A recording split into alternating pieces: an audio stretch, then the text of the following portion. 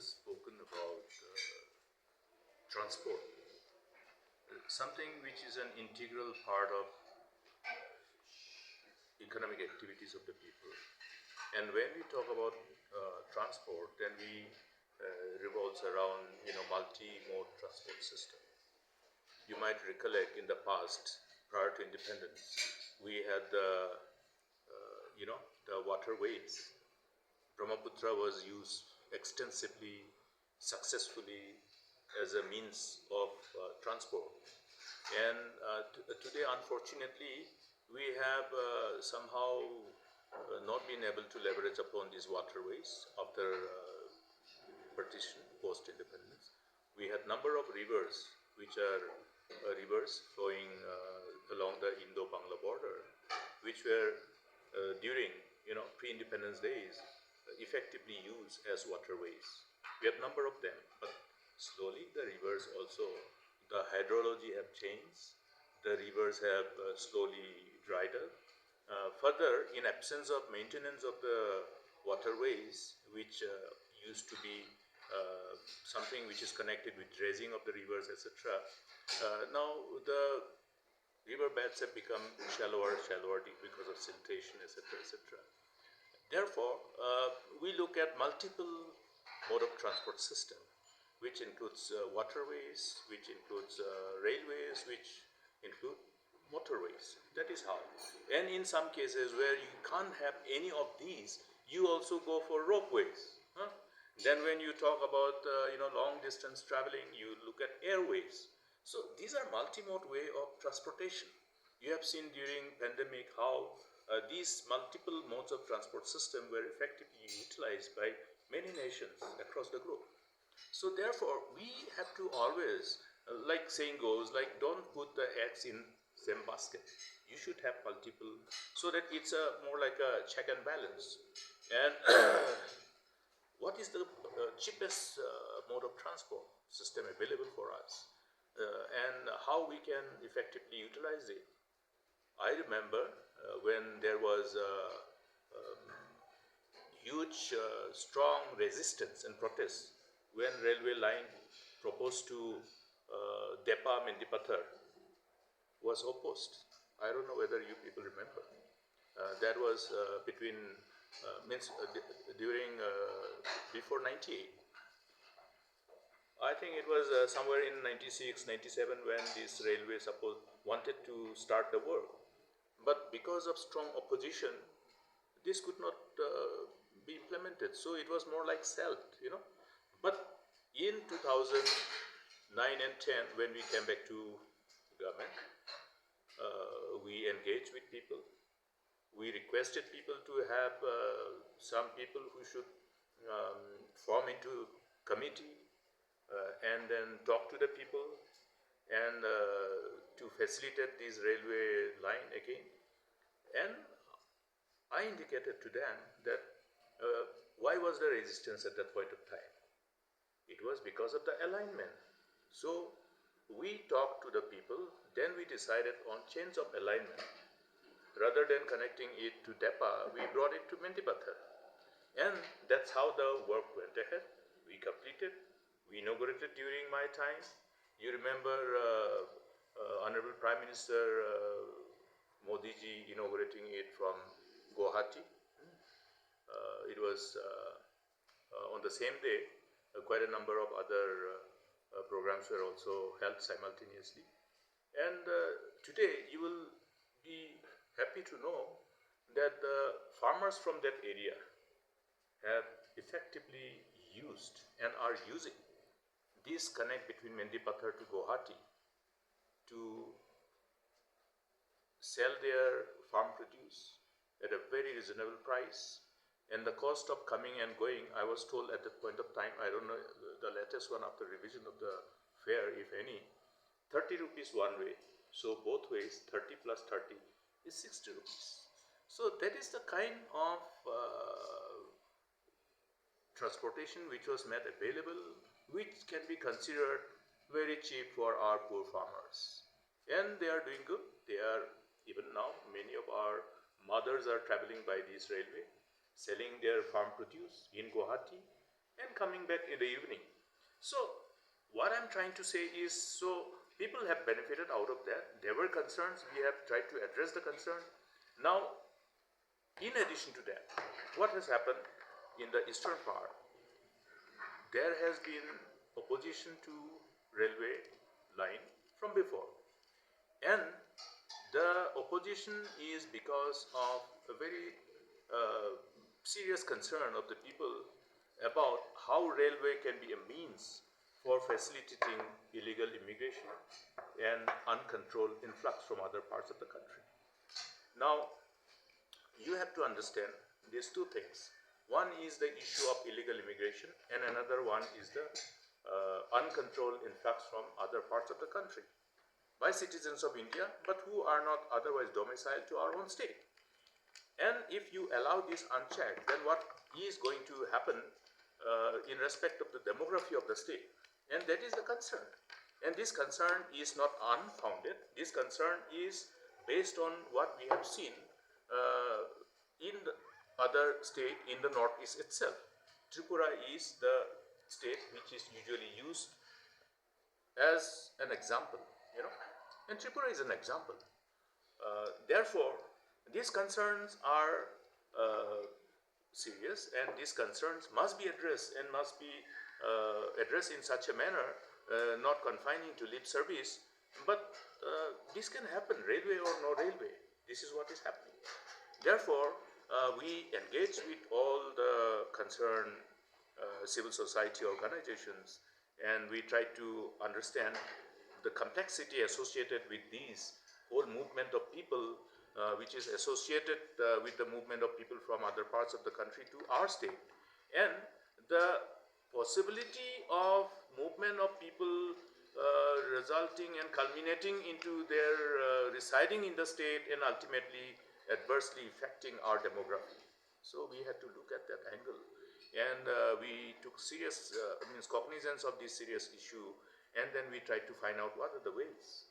Then obviously one of the demand was to have ILP, to introduce ILP in the state of Meghalaya, so that through this regulation of movement of people, we will be able to check and balance and ensure that people can't just enter at their will.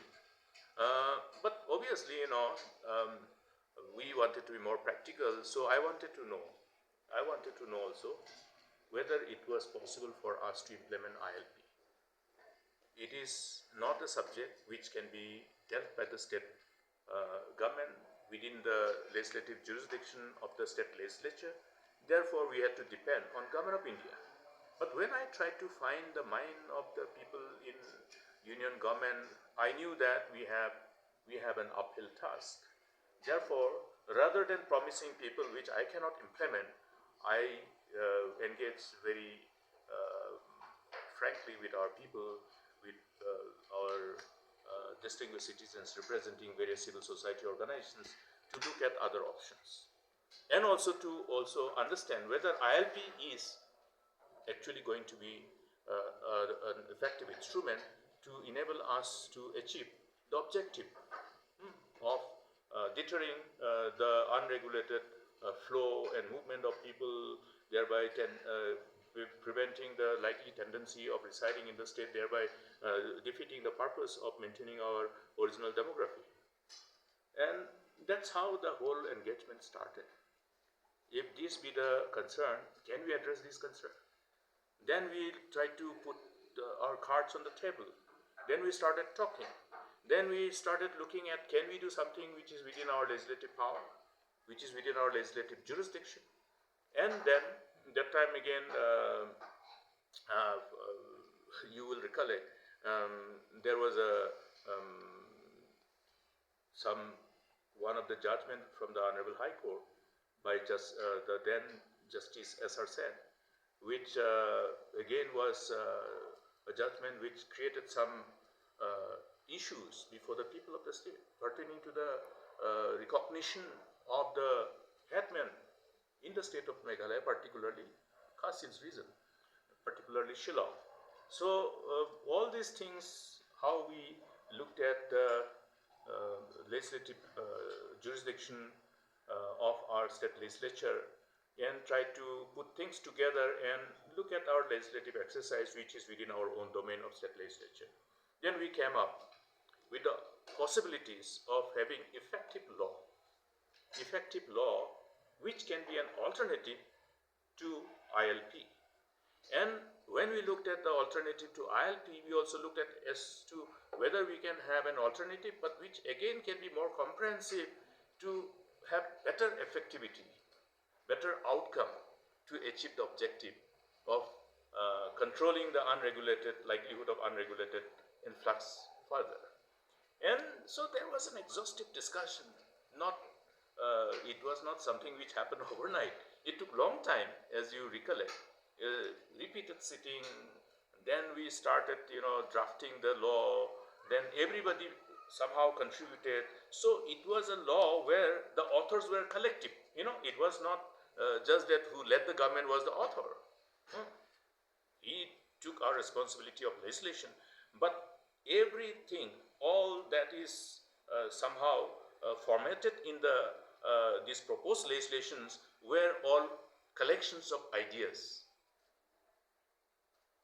within the mandate of the Constitution of India to ensure that we don't overstep our state legislature domain, lest it comes, something which again will be subject to intervention by union government. So you have to understand that there's a union lease, there's a state subject, there's a union subject. So you have to look at whether you are overstepping your whatever domain, legislative domain you have. So it was a very meticulous job put collectively by all concerned, all the stakeholders, and we came up with Meghalaya Resident Safety and Security Act 2016. Now you look at the mandate of the Act. This mandate of the Act was considered as an effective piece of legislation which can address the concern of our people to deal with the possibility of this uncontrolled influx of people from outside the state and illegal immigration, including safety and security of the citizens of the state. Because as you look at, if you read the Act in detail, you will see how overall, if you do not know your neighborhood, I think you should be concerned about your safety, because we must know who is in your neighborhood. All good people, or are there some elements of who belong to some kind of organizations who may be a challenge for the peaceful environment of the neighborhood. All these things are a matter of concern. You are seeing what is happening in USA. USA, who has one of the most stringent law of dealing with illegal immigration, and you try for a visa, do you get easily visa for US or visa for United Kingdom? It is the most difficult job. But at the same time, they have the problem of illegal immigration, problem of demography. The resultant change in demography is the problem globally. So therefore, this law has been designed in such a way that it can actually, to a great extent, handle this problem. And once this proposed piece of legislation was collectively finalized, then we got the approval of the House with the involvement of all the political parties, and we got the assent, and it became an act. So you have the Meghalaya Resident Safety and Security Act 2016. But what has happened? After 2018, when everybody was having this piece of legislation as the weapon to deal with this concern, and based on which we went ahead with all the survey works and all for the railway alignment. That's why you have the Tetalia-Barnihat railway alignment. Earlier the alignment was different also. Then subsequently it was Tetalia-Barnihat. Then from Barnihat beyond, was there no survey done by railway? There was a survey to connect the district capital.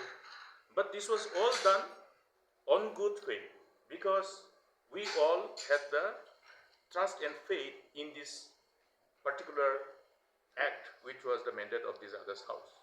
Because we felt that this MRSSA will be good enough to deal with our concern. Therefore, everybody was, to a great extent saying, okay, we see up to this level. Beyond Barnihat, we will see afterwards. So up to Barnihat, there was no problem till then. But after 2018, what has happened? The present government tried to tell the people that they need to amend it. Amend which section, which part? And that means you are indirectly indicating that this law is not good enough. That's why the trust and confidence on the ability of this act to deal with this concern became a question. And I believe that this was all done for political reason, but you have the consequences. And again, this whole thing was again aggravated by a sudden, unforeseeable new challenge, socio-political challenge, which was an offshoot of the decision to implement Citizens Amendment Act. Therefore, the whole, overall concern became much more aggravated. Maybe now, because of these, there will be more tendency of people from outside to come and stay and reside and change the demography of the state. So there are all kind of other factors also which have worked on this whole. Therefore, it is necessary for us to really discuss this issue with all the stakeholders, with all the civil society organizations who are flagging their concern. I have seen the statements in the past, in the preceding years, earlier also, when civil society organizations have always maintained that we are not against any developmental agenda. But until such concerns are addressed, it will be difficult for us to agree, because our apprehensions are not handled and the apprehensions are not being addressed. So this is something which ultimately creates a sense of responsibility that we need to discuss. We need to take everybody on board and find out the concerns and ways and means to deal with these concerns. I think that is how it should go. There is a move to connect to Dhaka from Garois. So, do you support the idea? Now you see, let us talk about what was done by us, in the preceding decade. There was a committee which was constituted. Then this particular committee included members from West Bengal, members from Meghalaya, which included two of our MLAs from Meghalaya. One of them happens to be Srimati Didi Shira, then Sri W.D. Sangma, Winarsan D. Sangma. There was a committee constituted.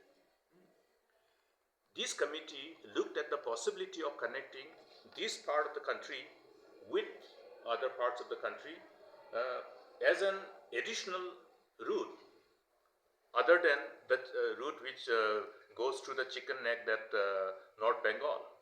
We always refer to that as a chicken neck connecting northeastern part of the country with the rest of the country. So this particular proposed connectivity is to connect western part of West Bengal at Hilli, at a place called Hilli, with the eastern part of West Bengal at Hilli across Bangladesh. If you look at the map of the whole subcontinent, India and Bangladesh, you will see that this is the stretch between that Hilli in western part of West Bengal state and our southwest Garo Hills in Meghalaya. It is hardly 100 kilometers. So the distance is hardly 100 kilometers, and this is one particular road through Bangladesh as a continuous transit, which will be enabling us to have the alternative connect and the shortest connect with other parts of the country through Bangladesh, connecting southwest district of Meghalaya with hilly. The name of the place in West Bengal is hilly. Even in Bangladesh, it is also called hilly. So this is the proposal which has been flagged before Government of India, and I'm sure when we talk about this whole connectivity, we have always talked about our access to Chittagong port. You know, prior to our partition, prior to independence, we were not very far away from the sea. We were not very far away from the port. So therefore, access to all um, whatever items were in demand for the consumers, they used to come from that side. That's why the people who resided along the southern slope of Meghalaya then, in the unpartitioned India, they were much more wealthier. They were much more entrepreneurial in their attitude.